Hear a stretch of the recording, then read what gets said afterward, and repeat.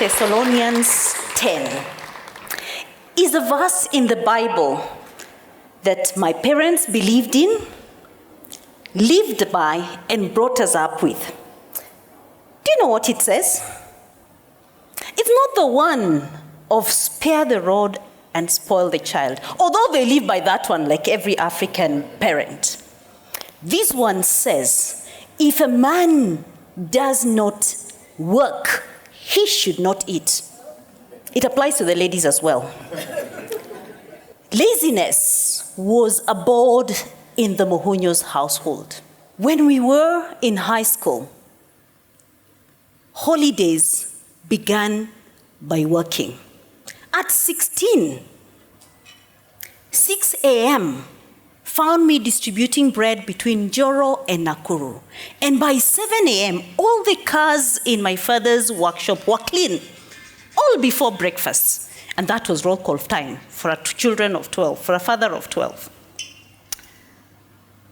So you see, we were brought up to know that unless you work hard, you cannot. Thank you. One day, unbeknown to my siblings, I slept in past breakfast time. The look on my mother's eyes got me out of bed. But my more practical father shepherded me to the doctor for an anti-laziness injection. True story. So work and me were like heart and soul. I grew up, finished school, and migrated to the city to look for university and work, like all young people do. It was good. I got in the grid of things.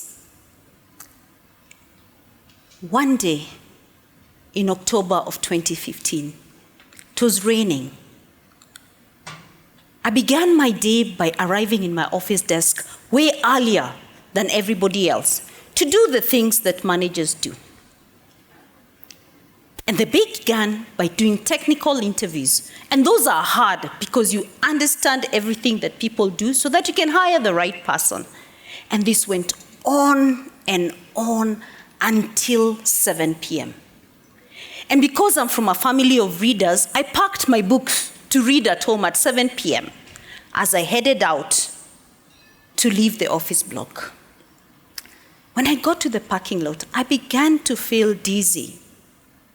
But I attributed that to the long day and the food that I had not eaten. Nevertheless, I was headed to a corporate cocktail with bitings, just like you've had out here. And I thought, after all, I'll eat something. Just before I left, I called my colleague in the office. And that's the one thing that helped me. Call someone before you leave anywhere. So I got into the traffic, exit Westlands through the Wayaki Way, 3-lane heavy traffic on a dark, rainy night. My dizziness had developed into a throbbing headache. I was breathless. I was thirsty. The bottle of water was behind on the back seat on the car, and I couldn't reach it. I blinked twice, and I saw blank. I couldn't see the road. So I swerved.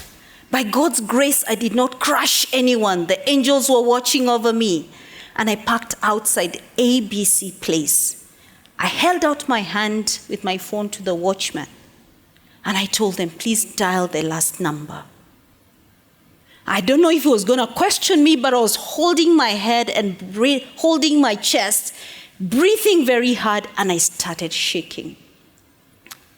When I came to be, I was at the hospital, admitted, going through withdrawals of liquids and blood from my body for 3 days. They did tests from MRI from my head to my toe. And the verdict was acute fatigue. Cardiologists, therapists said, go home and rest. I mean, a choleric type A, go home and rest. What does it even mean? You see, until this day, rest to me meant stop doing what you're doing and do something else. If you're cooking chapati, go and dig the shamba. If you're digging the shamba, take a book and read. Racing through life, always fearing the anti-laziness injection. But rest, I needed to. And my siblings literally shipped me out of Nairobi to Nakuru to rest. Sleep was not coming easy. I would start doing something and my mind would go blank. I forget what I was doing. And when I remember, I get into a panic attack and I was always being rushed to hospital to check what it is. And my cardiologist would say, Gladys, rest means sleep. You see, this body is the only vessel I have to live in. I've got to eat right and sleep so that I can recover. I got it right. I'll sleep through the afternoon. And my mother would encourage me to continue resting until I feel better. I drove less and walked more. My 7-year-old son even got into the habit of saying, oh, Mommy, don't worry, it's been all right, just sleep. And yes, having professional help and having a supportive family is very important in the workaholic journey. Because it's not just the work that suffers. Your relationship suffers as well. Many relationships cannot stand overworking partners. And more than that, before, I missed so many holidays. I missed so many parties for my family, which would have grounded me better had I listened. But nowadays, I follow the doctor's orders to the letter, or else. Because I've heard or else stories. People who woke up, were well, and woke up paralyzed. Or were well and didn't wake up in the morning, or else was not going to happen to me. And sometimes I get it terribly wrong.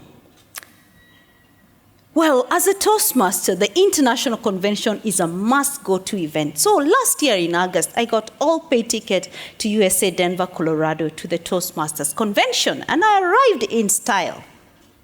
16 hours of travel, 6 hours of sleep, and I dove into this convention, highly energized people. Those who rub you the right way and you just want to get onto the work and get yourself going. I was on a high. I forgot to slow down. As I went to my room to rest, I completely lost the energy and fell down. My colleague called the hotel. 911 came. They have a rapid rescue system that comes and checks the patient. Within 10 minutes, I was in the hospital. My sibling got a text. Your sister has been admitted in a foreign land. It's one of those things you don't wish on any family. But an overnight test of fluids and tests, 10-page report, I was sent back to the hotel to rest.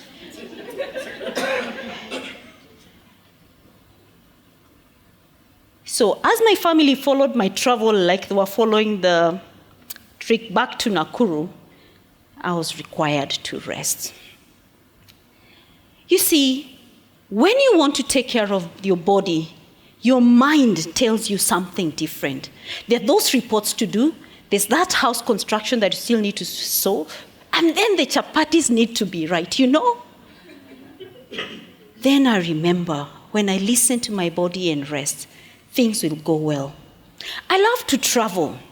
And on my bucket list has always been India. You know, did you watch up growing the Indian movies? Yes, I've always wanted to go to India. So just before this decade began, somebody gave me a ticket to Chennai, India, fully paid.